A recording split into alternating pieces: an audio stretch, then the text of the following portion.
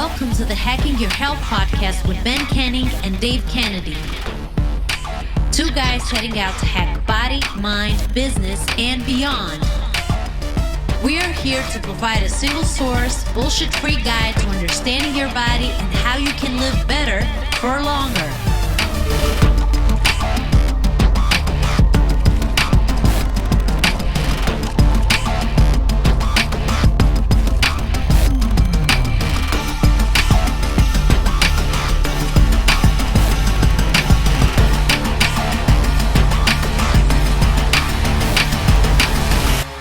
What's up, everybody? Welcome back. I am Ben Canning.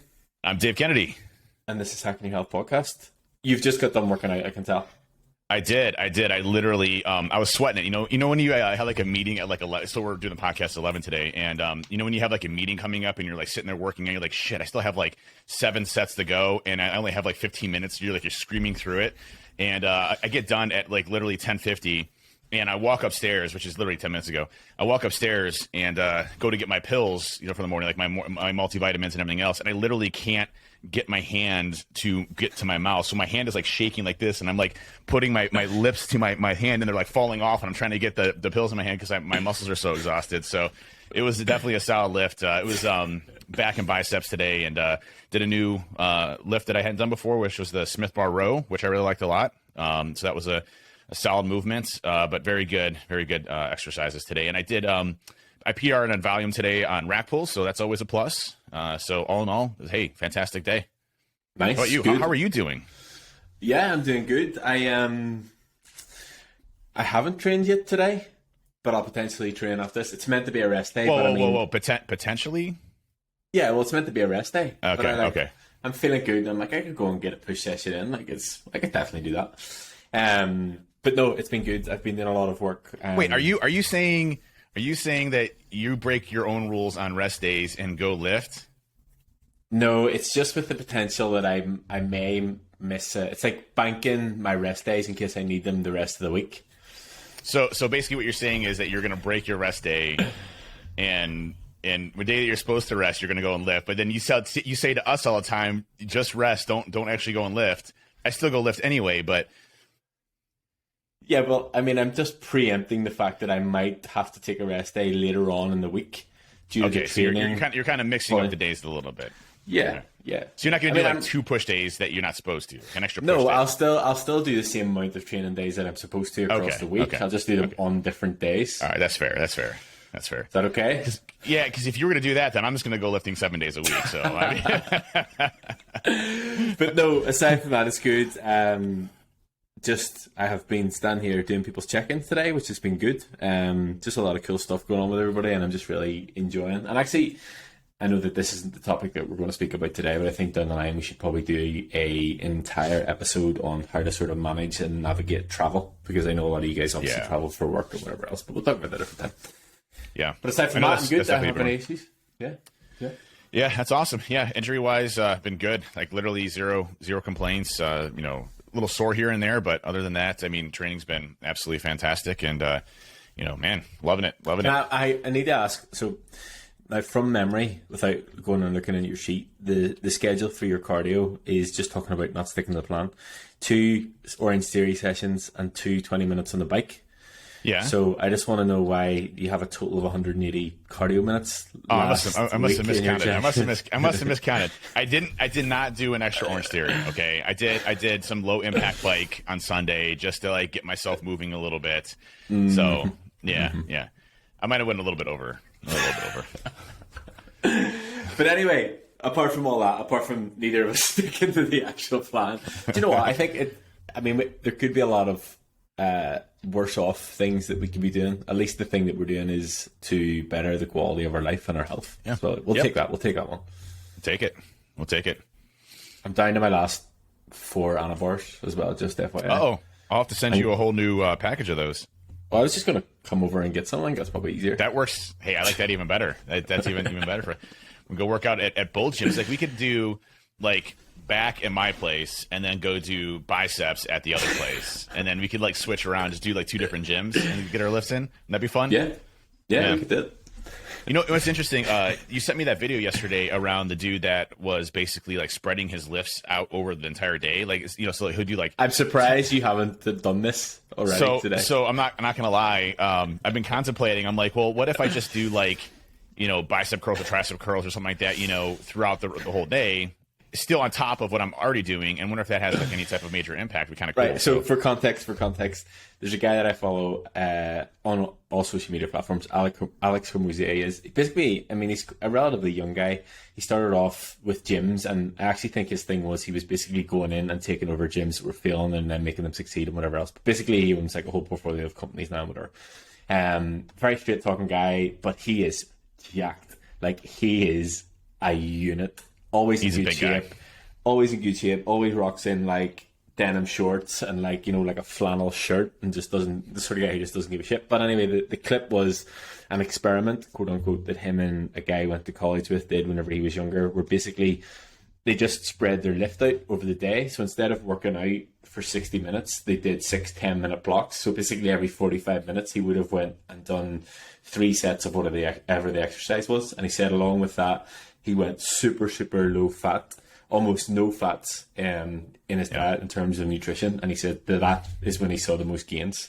Now, from a practical standpoint, probably not the one. I mean, maybe whenever I used to work in the gym, that would have been absolutely ideal. But the heaviest thing I have here is those 2 kilo dumbbells. So I don't think it would work for me right now. Yeah. Well, you know, what's interesting about what he said too was the conversion between carbohydrates and fats to fats, which is, you know, fat has literally 100% almost retention rate. So if you eat 1 gram of fat and you don't use it, it's going to be stored as fat. Whereas carbohydrates, there's a conversion method there from carbohydrates that you don't use to fats, which, you know, burns off a portion of that gram of carbohydrates. So it's not a 1-to-1 of what you're storing from a fat perspective. And what he was saying was, you know, obviously if you're cutting out fat, don't have a lot of fat storage, you're sitting there burning carbohydrates throughout the day through, you know, 10-minute sessions, and you're continuously putting your muscles under stress, which makes sense. You know, it increases your ability for muscle hypertrophy or growth. What I thought was also, you know, so if you couple that and you look at some of the science around blood flow restrictions, it's kind of similar in nature to where you're putting your muscles under a long endurance type of stress, and you're restricting blood flow to that, you know, specific muscle group. Which, you know, I actually just got done doing blood flow restrictions. If you haven't checked them out, they're like little cuffs that go around your shoulders. And then the sets are basically sucks. It really sucks. But you go lighter weight, and it's 30 reps, then 15 reps, and 15 reps, and 15 reps. So total of 4 sets, 30, 15, 15, 15. And I'll tell you, by the end, you're screaming in agony that, you know, you don't want to do anything. Like I said, I couldn't put my vitamins in my mouth to get my hands up because my biceps had hit. But, you know, the blood flow restriction science behind it has shown almost twofold in muscle hypertrophy growth, but based on doing blood flow restriction type activities, both on arms and legs. So I'll use it for like more isolation groups like biceps and triceps, and most recently, unfortunately, my legs that Ben programmed in. But you know, similar concept where you're continuously putting your muscle under strain throughout the entire day, and putting it under a much more amount of same amount of volume, but spread over throughout the day, that your muscles are basically continuously under you know, tension throughout the day. I think that's a kind of an interesting way of looking at it. I mean, I'll let you be the test subject in this, because you can just like go. My only question is, so like, okay, so I just did biceps today, right? You know, would I spread out triceps instead throughout the rest of the day, like just do 10, and then like maybe alternate them on the days that I'm doing those specific muscle groups? Because would I fatigue out my muscle? Like if I did, let's just say 5 more sets of biceps throughout the rest of the day today, is that going to impact or hinder recovery and growth by shutting down that process? Because I was listening to the Huberman Labs podcast on the muscle hypertrophy thing. It was like a masterclass in that, and one of the things I took away was, if you lift, let's just say you lift biceps one day, okay, and then the next day you lift biceps again, it actually shuts down the production of repair and focuses on, you know, strength, you know, glycogen store recovery and things of that effect, to where you may be losing gains by hitting that muscle group every single day. He said, you know, you typically want to have a 48-hour window before hitting other muscle groups, 48 hours or more before hitting other muscle groups, and staying within that, you know, 10 to 20 to 30 rep window set window per muscle group, you know, throughout the week. And that will, maximize the amount of gains that you have for muscles. So I thought that was really interesting, like 10 being the bare minimum. You want to have at least 10 sets per muscle group per week being the bare minimum for muscle hypertrophy. Anything above that's just, gravy.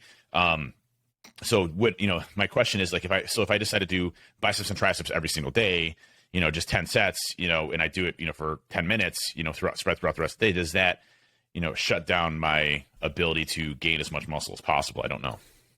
I think from my understanding of what he was talking about, he basically just took the workouts that he was doing. So like you've just done your workout there and just spread it throughout the day. So it wasn't that he was doing, more one specific muscle group on top of it. So I think it would be like, you'll go and do 3 sets of incline bench press, and then 45 minutes later, you'll go and do 3 sets of bent over row or whatever it is, and you just spread your workout through the day. I'd just like to caveat anybody who's listening to this, we're not recommending this in any way, shape, or form. I just thought it was an interesting point, and I can imagine that the food that he had to eat to have like minimal fat was absolutely awful, to be honest. Yeah. I don't know. You would have to be like eating some really. You would have to be eating pretty much white fish or something similar to that, and like, I don't know, rice. Yeah. I don't know how you would do it. I mean, Don't you can do fancy like it. Maybe I actually see if I can find it. I'll be able to find it. Chicken and rice probably would be the biggest one there because there's not a lot of fat in rice, not a lot of fat in chicken. But like, I mean, if he's trying to go like super low fat, I wouldn't even go with chicken. Yeah, I guess that's a good point. Anyways, it'll be interesting to see if something like that works. And again, there's different ways of and this is not the top we're talking about today, but there's different ways of hitting your muscle groups. There was someone in the We Hack Health Discord server that has bad sciatica, and his doctor had recommended don't go super heavy on squats or deadlifts.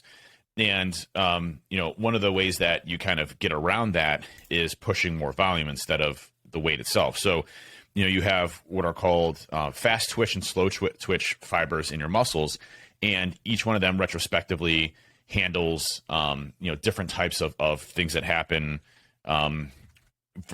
within your muscle group. So, like for example, when you're looking at doing like heavy lifting, that's going to increase your strength. You're going to hit a certain type of fiber. Whereas if you're trying to do longer term, it's going to be more endurance and things like that. So slow twitch fibers are going to be the ones that are more endurance, and those are the ones that actually grow large for muscle hypertrophy. So like when you see people with big muscles, they're hitting the slow twitch fibers, whereas fast twitch fibers are ones that you're hitting that are going to be your strength. So that's why you see a lot of people like that are like power lifters.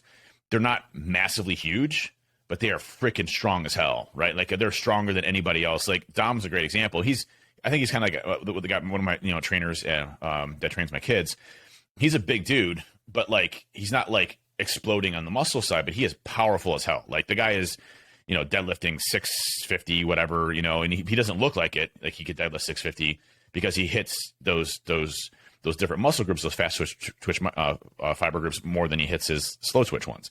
So, if you're looking at how do you get more muscle and you can't go heavier, you can always do more volume, which will increase your slow twitch fibers, which grow your muscles. You're not going to be as strong, but you will definitely have the muscle physique that you're looking for on that front without taxing your back or, anything else that comes to that effect. So fatiguing your muscles on the endurance side will create those slow twitch fibers and that muscle hypertrophy that allow you to grow those muscles large. Whenever I was over at Dom, he was doing a deadlift session and he was like, 10 sets of 2 reps. Who the fuck wrote this one? It's like 10 sets of 2 reps with 2 or 3 minutes in between, because it's all just about the strength and the power, whatever else. It's all about power. Yeah. So Alex Hormozier, I found the article. Alex Hormozier gained 35 pounds in 6 weeks naturally. Sign me up. I'm in already. 36 pounds in 6 weeks. 35 pounds in 6 weeks. 35 pounds in 6 weeks. Oh my God. How's that even possible? I mean, naturally, how's that possible? I don't know. I'm basically 3 days. I'm calling shenanigans unnatural. Definitely no trenbolone or a deep ball or anything like that involved at all. 3 days on, 1 day off for the entire 42-day training cycle. Estimated training session duration 3 hours. So this is when it was split up across the day. Yeah. But the bit I wanted to look at obviously was his diet. So meal one, 2/3 of a box of mini wheats with skimmed milk, Meal 2, entire box of pasta with tomato sauce, tomato fat. Meal 3, chipotle bowl, rice, black beans, pinto beans, tortilla. Meal 4, egg whites, half a carton, whey protein, 1 scoop, oats, as much as necessary to reach 800 grams of carbs, and honey. 800 grams of carbs? Oh my God. That's all I ate. I don't know if I'm just that, like. Yeah, I don't know about that. I'll send you the what? link. And that Chipotle bowl, there's no protein in that. It was just literally rice, pinto beans, black beans. So that's obviously how he kept the fat down. And he would basically supplement his whey. Yeah, I'll send you the link here so you can have a look at it. I mean, the pictures you can tell. I mean, he's gained 35 pounds. Like, all right. That's it. We're taking 6 weeks off everything that we're doing. And we're just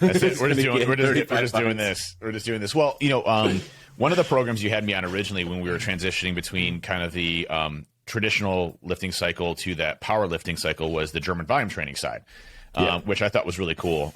And there's some good studies on German volume training, which is basically lower weights, higher sets and reps, higher sets and reps that is spread over, a period of time throughout your workout period. So I was doing like for example, squats, I was doing 10 sets of 10 reps, which sucks horribly, by the way, but you're doing it lighter weight. And I did notice a pretty substantial increase in muscle mass as I was going through that program too. So there are different ways of attacking muscles, and changing your program is also, I think, very beneficial over time so that you're hitting your muscles in a different way or switching to different types of exercises that attack your muscles in different ways. We'll probably do something similar to German volume training, I'm sure, once we're done with this, just to kind of take a space or a break or a pause away from, the normal lifting and get back to it. Obviously, there's deload weeks, which are really important. So as you get through a pretty intensive cycle, giving your nervous system and your muscles time to recover and to kind of shock them back into normality, taking a deload week, which is, usually either completely cold turkey for a few days or, doing a fraction or percentage of what you would typically do from a weightlifting perspective to give your muscles a little bit of a break. So it's all fascinating. It's like cool how our bodies work and how much information we know about our bodies that allow us to adjust and push ourselves kind of to that next level and overcome those hurdles that our body puts in front of us to get stronger, to get faster, to grow more muscle, or to get the desired results that we want to. I think it's pretty cool. Yeah, and I think the main thing, it's the same sort of thought process as any diet. Like, you don't have to get married to one way of training. Do you know what I mean? There's ways that you can pull things from other training plans and whatever else to build out your own one. So even like, if we talk about German volume training as an example, obviously the idea of that is to increase the overall volume. It's in the name, increase the intensity. So it's quite strict in terms of it's 10 sets of 10 reps with a 60-second rest in between. Now, whenever you're on your 8th or 9th set, that 60 seconds is rapid. You basically rack the bar, get your breath, get your thoughts together and go, oh shit, right, I have to go again here. So it increases the intensity, and obviously the goal is to build endurance and strength along with it. But it doesn't mean that if, for example, we felt like there was an area of your body that was lacking in terms of development, or we felt like there was an area specifically that was holding you back from progressing somewhere else. So, for example, if we felt like your hamstrings were weaker and that was what was holding you back from increasing your overall deadlift volume, there's no reason that we can't take elements from German volume training, build it into your program around your hamstrings to make sure that it's getting more volume than anything else to gain the strength in that to then help you with your overall deadlift. So it's just about it's about understanding that there are infinite ways to do this. There are infinite ways to program, and understanding the benefit of each one and how you can sort of pull it together and build your own one. And I do it quite often. Like, I'm not always you'll do upper lower, or I'm not always you'll do full body. Like, you maybe do upper lower, full body, and then push pull, depending on what we're trying to achieve or what your goals are or what your body looks like or what sort of phase that we're in. So it's the same idea as not getting married to one specific way of doing nutrition. Yep. So that gets us onto the topic of body recomp, which, I think is a great topic for people to understand. So, to kind of set the stage, everybody here has a different body type than one another. And typically you're kind of classified into, the way I like to do it is like 3 different types of body types. So like the more of the smaller frame, skinny build, more of like the medium set build, and more of the larger frame builds, right? And each one of them comes with pros and cons, and obviously weight, height, genetics play, roles into how your body is structured and how you look. So, there are different types of body types that we have and ways that we have to overcome certain hurdles to get the desired results that we want to. Obviously, I'm a taller person. Ben is a taller person. Thank God he was tall. If it was small Ben, I wouldn't be on this podcast anymore with him. But just ghosted me. Yeah. Hey, we got a podcast today. Cool. I'll be there. No, not showing up. Would you have just got out of the car at the airport and walked right past me? Yeah. You just see, you like wave at me as at the airport, and I just drive past, look at you, and I keep driving.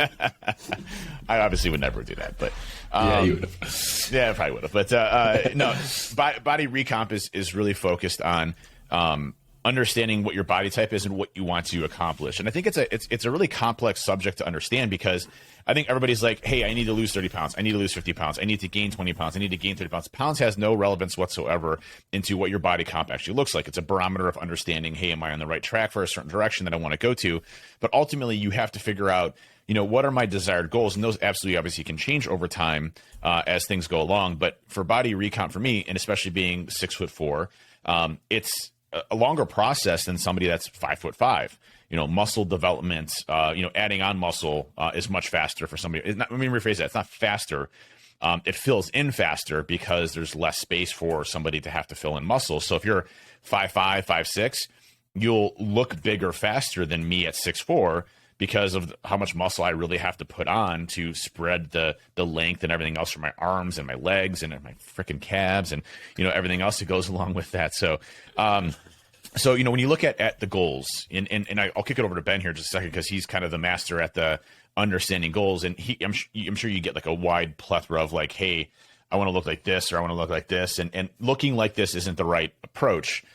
It's what would make you happy, as an individual, both mentally, physically, aesthetically, and everything else. And then let's set some real expectations around how you get there, and then start to build that up. So just before I kick it over to Ben, for me, when I first started, I was in the categorization of skinny fat, right? So I was 6'4", I think I was 215 pounds or so, 215, 220 pounds. 210.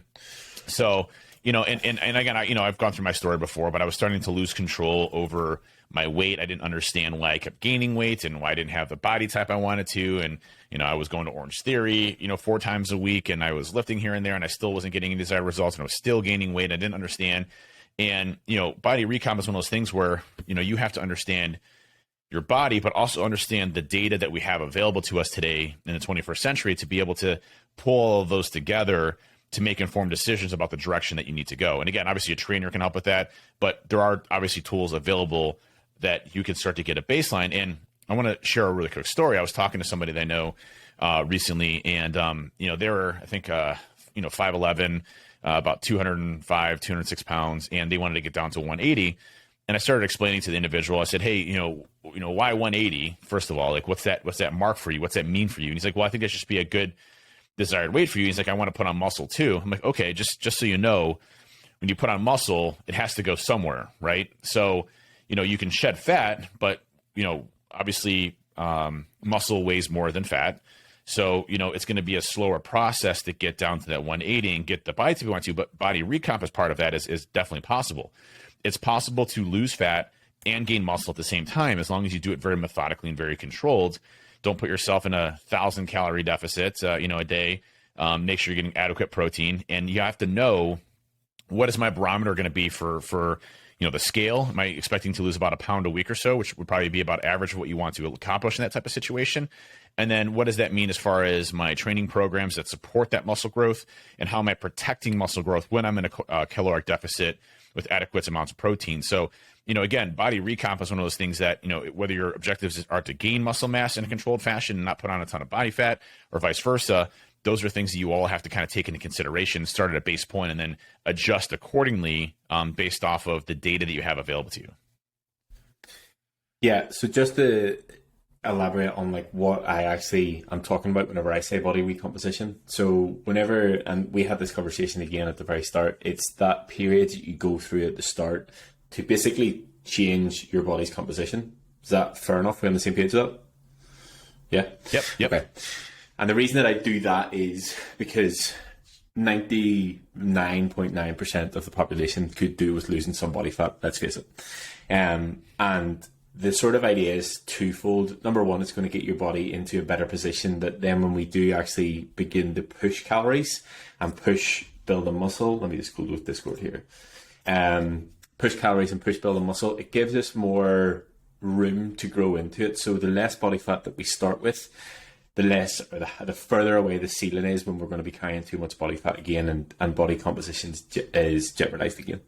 The other thing is it gives us an initial sort of period to learn habits, build the routines, build out sort of what your day-to-day or what your weeks sort of look like without it being too extreme either way. And what I found recently is once we sort of nail that and we've really got the habits locked down, it's much easier for me to then manipulate just the numbers than trying to do it all at the one time. So if we spend 6 weeks in a very slight deficit, trying to strip off some body fat, you get your protein under control, you get your hydration under control, you get your recovery under control, everything's under control. And then we go, right, okay, well, we want to take this a little bit further in whatever direction it is. It's much easier for me just to go, right, I'm going to play about with these numbers rather than you trying to learn a new habit or learn something else and add it on to it along the way.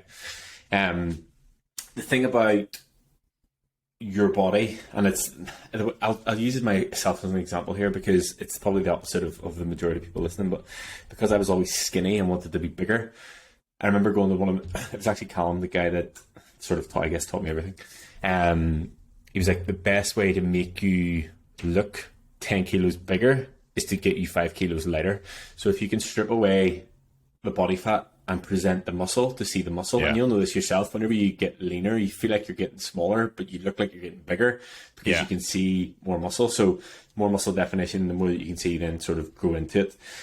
Muscle is more dense than fat, so a pound of muscle versus a pound of fat looks entirely different. So whenever you are talking about body composition, sometimes your weight can just stay the same, and that's why it's such a shit show whenever people are so focused on the weight. So if weight sort of stays the same, to me, in a sense, that's good, because if you're building muscle in terms of you're getting stronger and you're losing body fat, if your weight's staying the same in terms of the muscle is growing at the same rate that the fat's coming off, that's good, because if you Google pound of muscle versus pound of fat, like the difference in the two of them is insane. So it's a good position to be in.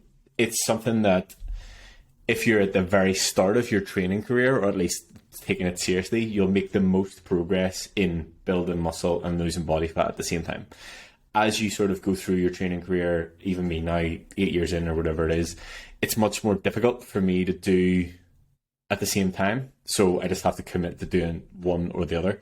As I said to you, even working with James, we're going to do 2 weeks maintenance. Then we're going to do, I think, 6 to 8 weeks outlined in terms of a fat loss or a recomposition phase for that exact reason.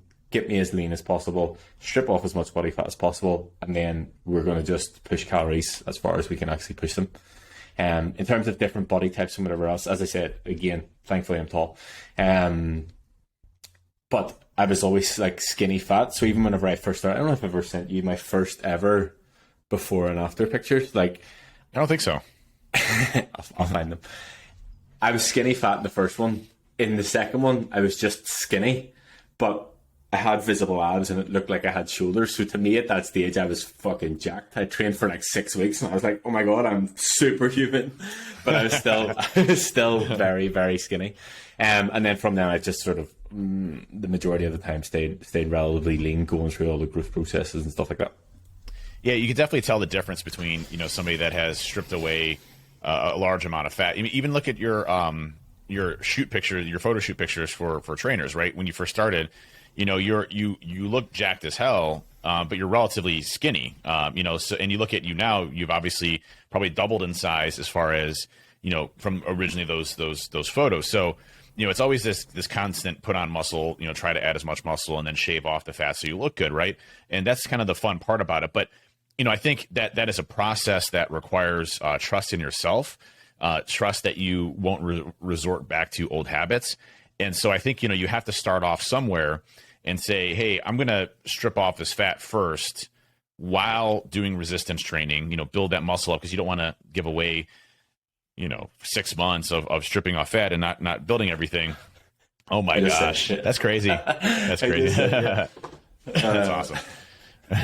Dude, the tan makes a difference, dude. Let me tell you, the tan too. Yeah. You know, you get a tan going, looks so good.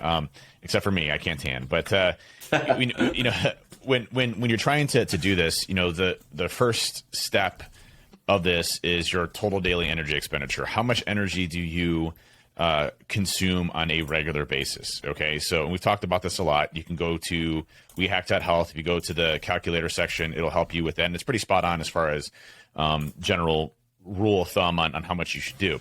And it'll give you what you need for a surplus, what you need for a deficit, what you need for maintenance. Okay, those are the three key concepts that you need for body recomp. Okay, then from there, it'll give you calories, and it'll say, hey, you know, to lose an adequate amount of poundage per week, let's just say it's a pound or two per week, you need to be, you know, in a 200 to 300 calorie per day deficit, which if you obviously multiply that over 7 days, it equates to X amount of calories, which equates to X amount of poundage.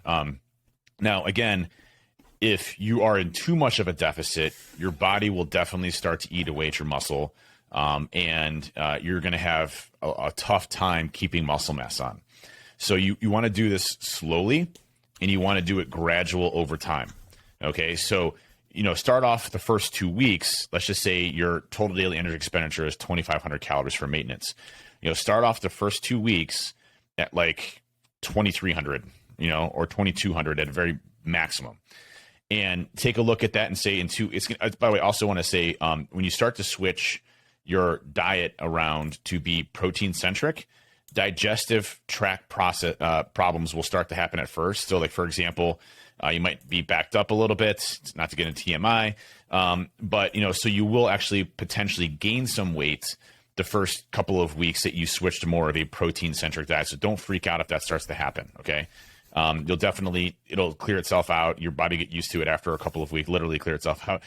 It'll be used to it after a couple of weeks, and then, you know, start to monitor after that. So give yourself a good 2 weeks, 3 weeks, at that calorie count when you first start going into this. And then, you know, start to see, hey, am I dropping a pound or two a week? And if you're not, then drop it another 100 or 200 calories per day, and then start to see, does that hit your mark? And then again, adjust accordingly so that you're losing about that pound or 2 a week. That's typically what you want to do. So for me, you know, I take my weight calculation, and weight calculation, by the way, needs to be done at the same time every day. I heavily recommend when you first wake up in the morning, when you're, you know, fresh, you know, ready to go, haven't put a bunch of food in you, you know, exactly at that point in time, you can keep that barometer the same for that weight. And then measure yourself. As little variables as possible, yeah. The way I would describe it. It's little variables. So if you wake up, go to the bathroom and weigh yourself, generally it's going to be the same. So there's nothing, you haven't intaked any water or taken in any water or any food. So that's as little variation in your day as possible. And there will be times, you know, where, you know, hey, you know, like bowel movements, things like that haven't been consistent or things like that. So your weight may fluctuate a little bit, you know, during those periods of time. But at the end of the day, that's going to be as close as you possibly get to those specific measurements. And so again, you know, when you start looking at that and you start shaving those off, once you start getting to that pound or two, you'll start to cut that weight off. Now, here's the thing though, as you start to add more and more muscle mass, you will consume more and more calories. Your body needs those calories to go. So if you start losing too much amount of weight, you know, exceeding that 2 pound per week or so metric, you want to start to increase your calories slightly to, you know, ensure that you have enough muscle mass. It's just that delicate balance between those calorie marks that allow you to do. And again, not everything's a perfect science. You know, you're going to be over and under calories, you know, certain days and things like that. It's not like you're eating the exact same food, exact same portion size every single day. So there will be variability there. But, you know, keeping an eye on those specific pieces will allow you to slowly shed the fat while maximizing muscle gain during those periods of time.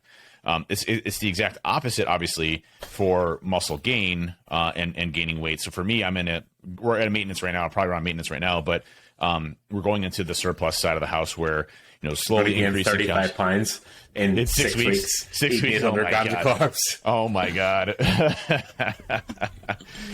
You know, but, you know, realistically, you know, a pound or two gain per week on that same side is going to maximize muscle growth. Now, probably half of that is going to be fat.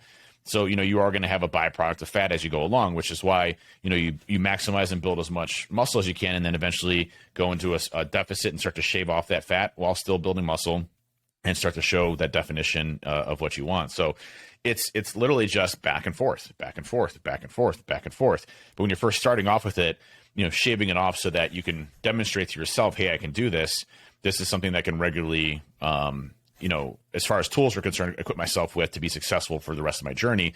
These are the things I need to do to be successful. Strip that body fat off while building muscle. And then once you get to a point where you feel confident in that, start to increase your calories, start to build that muscle back out again as much as possible. And then, repeat and rinse and repeat as you go along. Yeah. And that's literally what it comes down to. It just comes down to, and I say this all the time, like, I'm not a wizard in any way, shape, or form. You are a wizard. There's no question. You're a wizard. You're a wizard. Right. Well, I'm a modest wizard. And I think at the start, for me, it's just about finding a baseline of where we're at, adjusting numbers and seeing how your body responds. Obviously, over time, when we correlate data and we have, like, the best thing about this and having the data is, if I wanted to go back over the past 85 weeks of check-in sheets and know exactly how many calories you have eaten in the past 85 weeks, I could do it because I have all the data here. I don't know what I would ever need that number for, but I could do it because I have the data. So it's about finding the baseline and adjusting and seeing how your body responds. As you said, as you go up in weight and as you start to build muscle, you should never have to go as low with your calories because your output will naturally be higher just because there physically is more of you.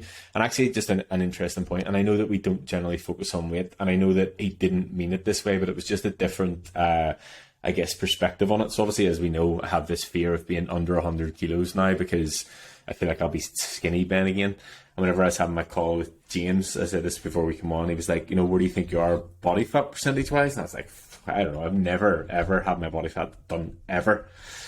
And anyways, long story short, sent him across the photos, and he was like between 18 and 20. I was like, geez, give a guy a complex, all right?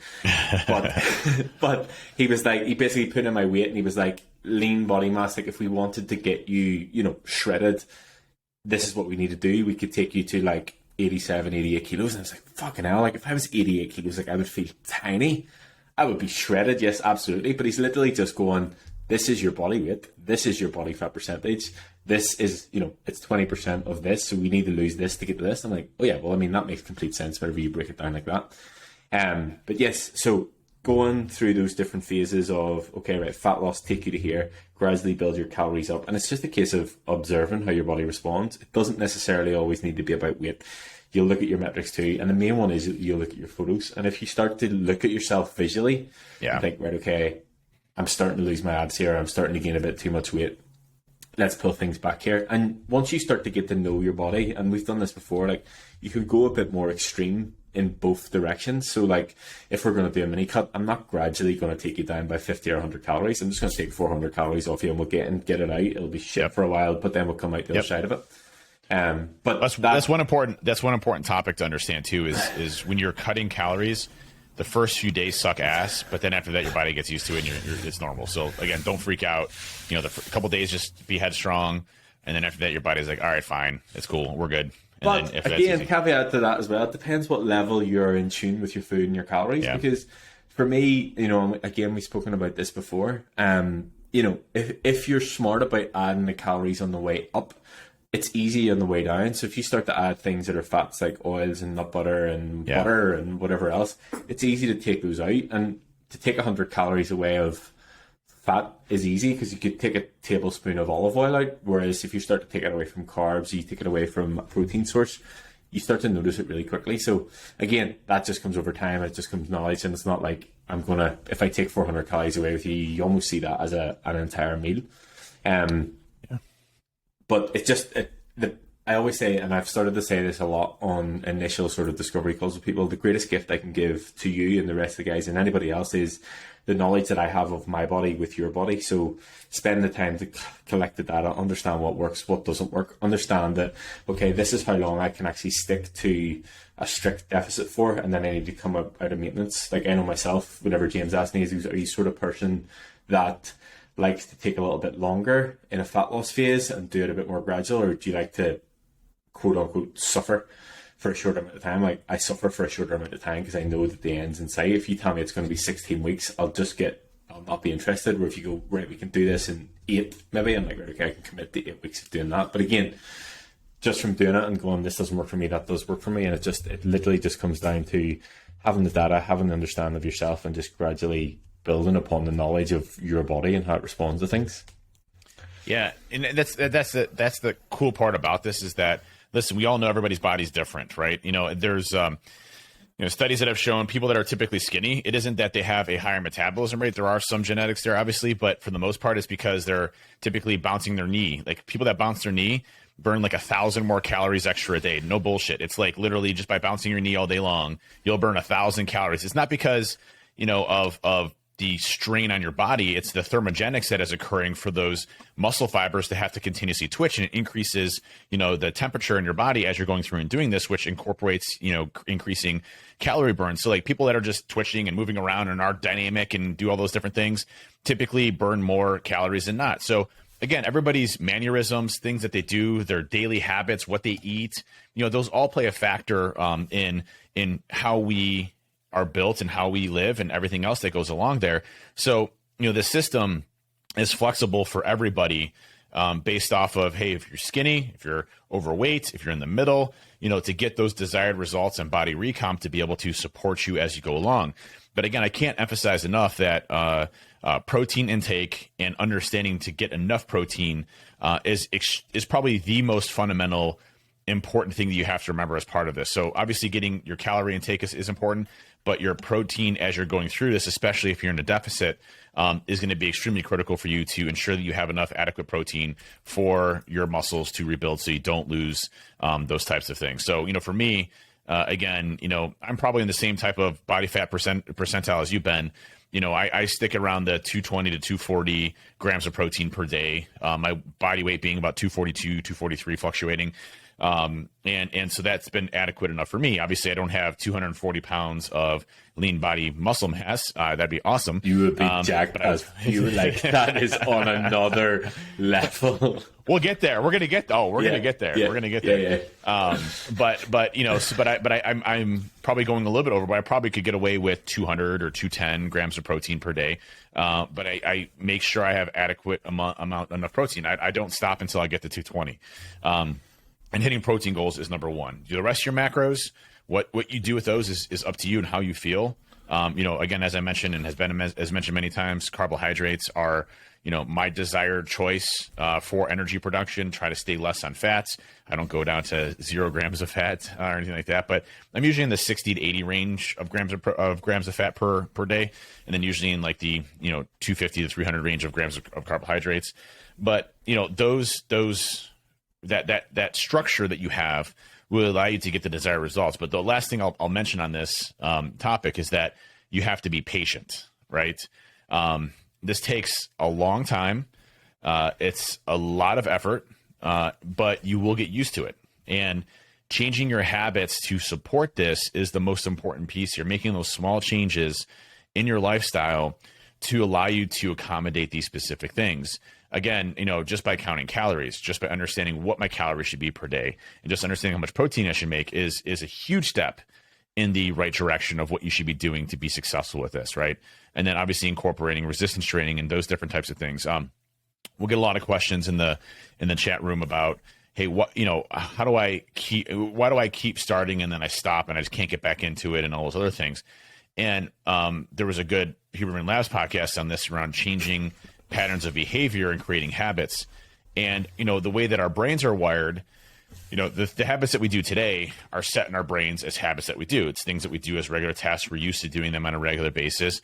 To build new habits takes time. It's not like we can just pick up a habit and all of a sudden now we're good to go, unless it's something obviously like drugs or something like that immediately gives us like a huge dopamine spike, or is getting those addictive qualities in our bodies, like alcohol, things to that effect. Don't do drugs. Don't We're do not drugs. Recommended it. No, don't do drugs. Especially kids, don't do drugs. So habit forming is one of those things. It was interesting today when I was doing the final part of my workout. I was doing BFRs, blood flow restrictions, and as I'm going up, it's painful in the sense of my muscles are fatigued. It burns. It's not the greatest feeling in the world, but as I'm sitting there doing it, I'm like, man, I love this shit. Like, this is awesome. This is great. I love this feeling that I'm out there kicking my ass and making myself stronger. And you in a sense get addicted to that type of feeling and reaction, right? It becomes your own habit of what you like doing. And so your brain actually rewires itself to say, this is good. This is what we want. And our bodies do respond well to stress. And that's really important, is that our neural pathways, how our body responds and how we start to build good quality habits are done through stress. And putting our body under stress is one of the most important things that I can heavily recommend, and resistance training being number one. Yeah, and actually the point that I was going to bring up was about the Jocko clip. If you look at the top of his YouTube, about where he says, whenever there's always a problem, he says good. And I was just listening, I'm going to say I was listening to the end of the Huberman Lab Jocko podcast, but I'm not anywhere near the end. But they talk about that, his sort of thought process is when anybody used to come to him with a problem or a stress or something that was negative, he would say good. And it's because there will be a lesson in that, or there'll be a stress in that will make him stronger for next time. And it's actually, again, funny that you mentioned, like, whenever you're in that sort of, whenever you're training and it sucks because it's sore, you could just stop. You could, because you're like, oh, this is uncomfortable, I want to stop. But once you get past that, and it's that exact, I've had this exact moment this week, and I will credit your June playlist, is it takes me to a different place than like Rihanna hip hop R&B stuff. It takes me to a different place. But anyway, long story short, so you're in it and I'm like, this sucks. But if you lean into it and good, and you push that a little bit harder, the feeling that you get after is much better. And again, Andrew Huberman says about the issue that we have with dopamine at the minute is it's so readily available where we don't actually work for it. Whereas if you put your body under that stress and you get the dopamine hit because you've worked for it, it's much more valuable, rather than me watching, I'm not saying it out loud, but the GIF that you send in the chat that nobody should ever see, but getting the dopamine hit from the memes if you're just scrolling through social media. Do you know what I mean? Another point actually on that podcast is he talks about goal setting, and he talks about almost how you frame it. So instead of, like, he takes it to the extreme. Okay, yes, so this is an extreme example, but instead of being like, okay, if I lose weight, I'll be 10 pounds lighter and I'll feel great, take it to the extreme and make it a fear as to, if I don't do this, I will have high blood pressure, I could get diabetes, and I might die. And he says that the studies on framing goals around fear of not accomplishing it or fear of failure is far more powerful than just writing it down because it's something that you feel like would be cool to achieve. So I thought that was an interesting one today too. Yeah, there's definitely something to be said about the readily availableness of dopamine, right? And it's actually, I think, caused a major issue in our society because, instead of having to work for something, i.e. going out and hunt for food or, contribute to your own tribe, that's how dopamine traditionally worked back when we were, in early stages of our development of humanity. And that tribe aspect of things, which we've talked about before on the podcast, is how we typically survive. It's how we, fended off much more superior animals that could kill us very easily. By banding together by tribes, we could fight them off or kill them, protect ourselves at night and our young ones. Be able to go out and forage for food or hunt animals to be able to get those, to be smarter than the animal, even though they may be faster than us or stronger than us. That's where dopamine was the reward system was by going out and actually accomplishing something, you were able to get a reward. Now, you look at what has happened with technology, and it's instant gratification reward, and our bodies don't know the difference. So, we're getting a reward for somebody saying, hey, good job, by hitting that like button. And you get that notification box that pops up on Twitter. And all of a sudden now you're like, oh, hey, somebody responded to me. Let's go to that real quick. You're continuously getting dopamine, bring it back to you. And what's actually interesting about social media that I've started doing is checking it less frequently, going to more of like a 3 to 4 times a day versus continuously off the board like I used to, just trying to hinder myself from not being as active. Now, it doesn't always work. Sometimes I might be active because I'm working out and I have it in place, but trying to minimize the immediate gratification and dopamine inhibiting that's happening. It's a problem with our kids. It's a problem with us as adults. The example that he used was this is how you sort of fall down the rabbit hole of watching endless videos on YouTube or Facebook or wherever you watch videos, that you see a funny video and that gives you a dopamine hit, and then you watch 7 other videos that are okay, and you're like searching for that hit for the next one. So that's why we have a short attention span. We're like, that one's shit, that one's shit, that one's shit, that one's shit. You're searching for the next one, and then a funny one, dopamine hit. Again, shit one, shit one, shit one, shit. And that's how you just fall down the rabbit hole. And that's why, like, all those sort of like reels on Instagram and TikTok videos and stuff like that, they need to grab your attention right away, or you're just like, nope, nope, nope, nope, nope, which is a total shit show for attention span and everything. Well, and it's very similar to what the same type of effect are for drugs. Drugs, don't do drugs. Shoot, dopamine into your body and give you this intense feeling of gratification. Same thing that we're experiencing now from our kids and from everybody else, where we're having this intense feeling of gratification. What happens when you don't get immediate gratification or immediate response back throughout the rest of your life? You start to become depressed. You're running into all these societal issues that we're seeing here with our kids growing up. So, this all has a major impact in how we are as humans. And that's why there's so many different studies on the impact that resistance training, cardio, any type of stress on your body has a positive increase in your mental capacity and your overall outlook in life, and the reduction of depression. Because we're actively working for something and accomplishing something that allows us to recover, to make ourselves stronger, or to do something different that we haven't done before. And that's ultimately, again, I know my goals: longevity of life, get jacked AF. But at the end of the day, I want to be happy in life. And one thing I can positively say is that, once I started doing weight training, optimizing my body, understanding how it works, doing the things that I need to do, I've never been happier in my life. My mental clarity and acuity is at an all-time high.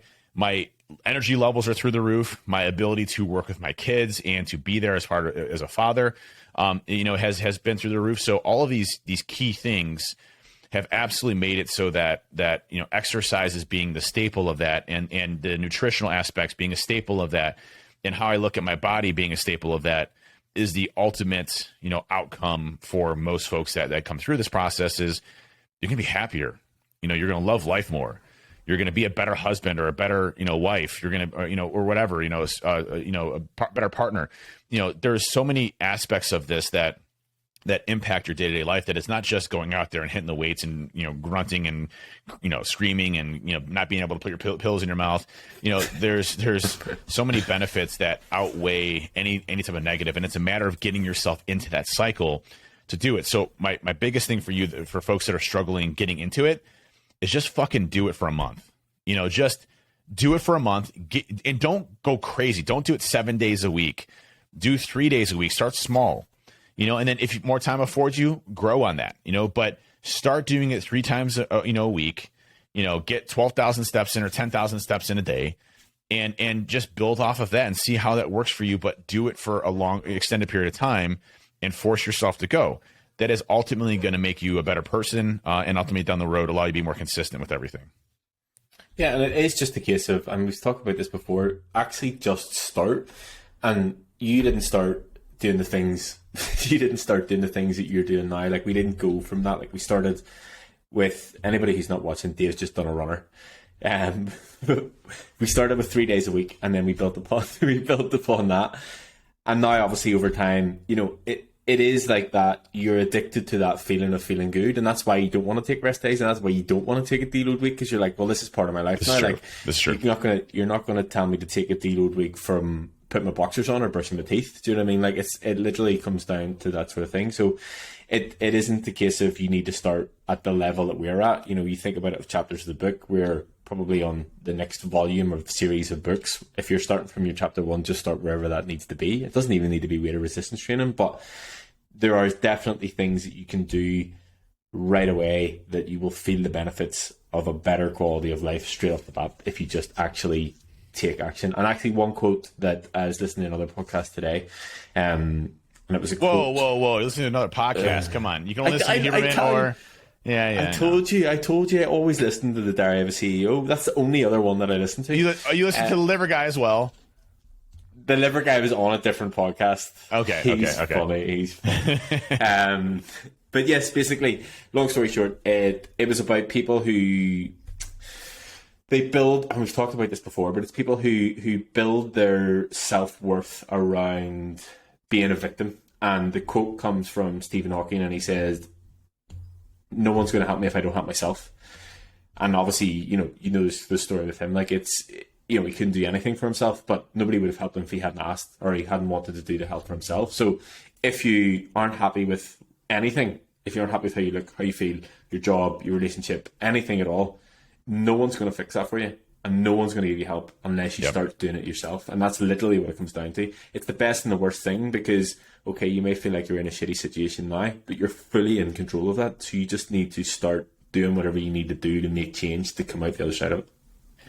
The greatest foundation for yourself is when you've hit rock bottom, right? You build a house off of a foundation, and and when you're at a rock bottom point in your life, it's now time to build that foundation to be successful.